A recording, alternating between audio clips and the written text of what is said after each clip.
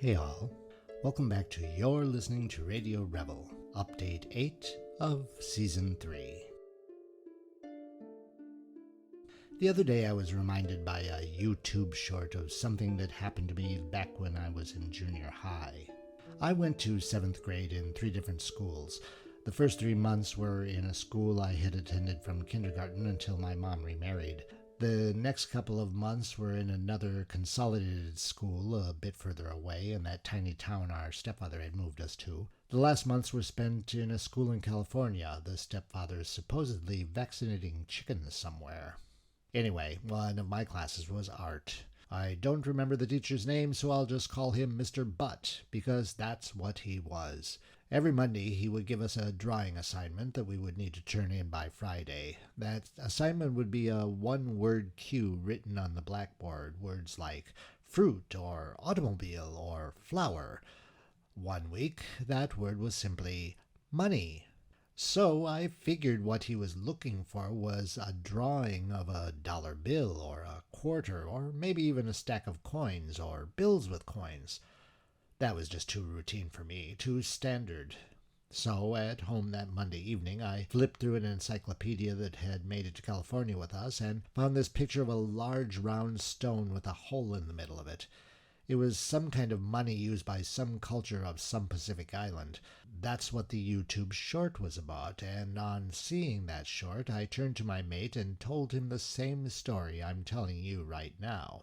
I made a fairly primitive sketch of this big wheel-like stone and turned it in on Friday. That next Monday, when Mr. Butt handed us our drawings, I saw he had given me a fail.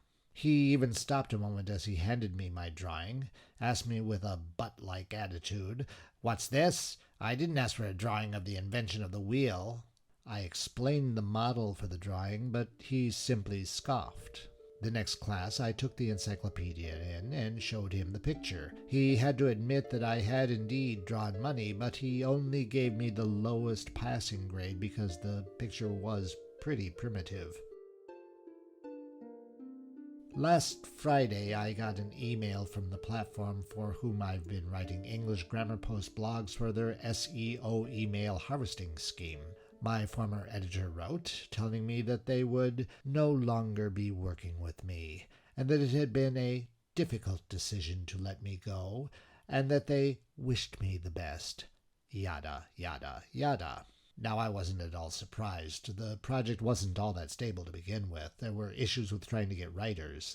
The onboarding was chaotic. There was no clear writing style guide. The product was being managed, that's air quotes there, on Google Drive. The pay was marginal. The standards, air quotes again, changed dramatically just a month into the project. On a popular business review site, the employee reviews of the platform were pretty evenly divided between glowing 5-star and scathing 1-star reviews, with many comments on new employees being asked to make those 5-star reviews in their first days working there. Red flags everywhere.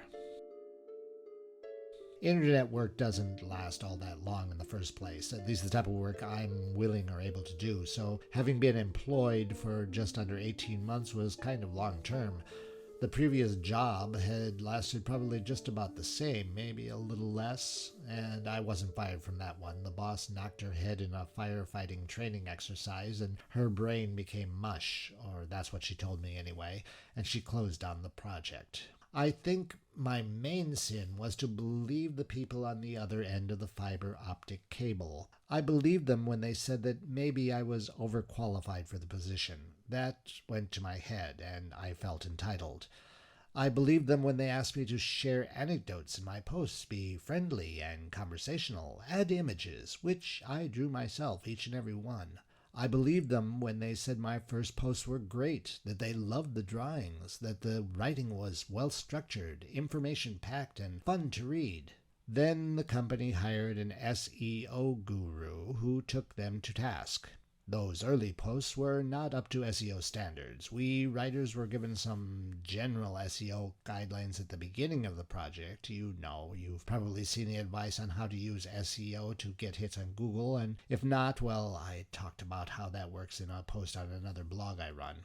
The problem was that, though I thought I understood what they wanted, despite the vague instructions and roundabout links to samples of blog posts on other platforms, read, copy what they'd done here but change the words around, I was determined to try to get myself into their scheme while remaining true to my own vocational attitude about the theme.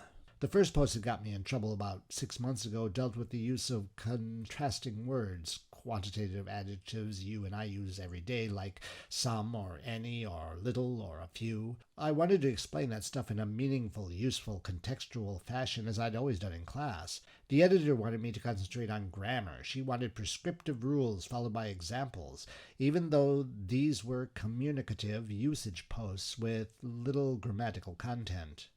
SEO obliged me to use the questions and headers and answer those questions in the first sentence format. Not at all what I had written in my first half-dozen posts that they had approved and complimented. Not an easy task. My editor threw in the towel at the end of May. She'd been missing deadlines for months, always saying that she just didn't have a lot of time. She pointed out specifically that she had been spending more time than she could justify on my posts. Anyway, I was shifted to her boss as my new editor. This woman was quite different. She didn't have time to read notifications of those comments made on the documents. She reminded me twice that I had to keep my comments and emails very, very short, implying that I had been being disrespectful of the time of other team members. She reduced her comments so much that several made no sense, and like the editor before her, she complained that she didn't have enough time. I tried, but there was always that part of me that just didn't want to draw dollar bills and stacks of coins. Do believe me when I say that I harbor no ill will towards these two women. The first was definitely wearing way too many hats, and she had a lot more knowledge of linguistics than language teaching or project management. She actually finished her dissertation just a bit after us starting working together, so outside university experience, I'm not sure. The other woman, well, she was kind of bossy, and I honestly don't like to work with bossy people. She might have been better explaining what the platform needed, but she never bothered, just gave dry instructions in as few words as possible. She might have thought herself a good project manager, but I would argue that she was mediocre at best, based on some of the receipts that I have. Anyway, we all hated Mr. Butt. He was just a butt. The last day of school, everyone was in his class because we had to be there. I think we had to collect our final grades from each teacher separately. We were being wild, and Mr. Butt had never been particularly good with discipline beyond handing out detention slips, something he did frequently. These were like traffic tickets, and the student would automatically be placed in 1 hour after-school detention for a week. No one wanted one of those things the last day of school. Mr. Butt shouted over the general noise and lifted his briefcase onto his desk. He slowly opened it as we all settled down, shushing one another, wondering just who would get the slip. He reached into the case and pulled out a huge water pistol and left at least the front row of rowdy 7th graders dripping. He then told us to have a good summer. He was a butt, but well, he did have a little bit of a sense of humor. Thanks for listening. I'll get another job, not worried about that. There's still a market out there for the kind of things that I do, and this story reminds me of so many other things that went on in my life in the 7th grade.